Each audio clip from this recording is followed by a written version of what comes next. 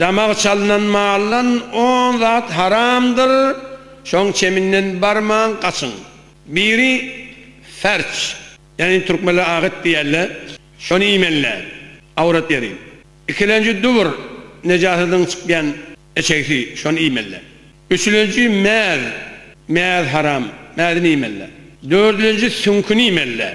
Sünkün daşyndaky eti gemirip iýmeli. Öyle sünkün özüni iýmek dogry. Beşincisi bilen urwan içindäki ak ýilik. Şonu iýmenler. Altıncısı damakkan. Ol haram onu iýmenler. Yedincisi şehvanın sidikligi. Onu iýmenler. Sekizincisi biza. Yani hayatını iýmenler. Dokuzuncusu erkeklik alatı. Zeker onu iýmenler. Onuncısı mer. Ette bolsun, yağda bolsun. Şu merleri, kuddoları iýmenler.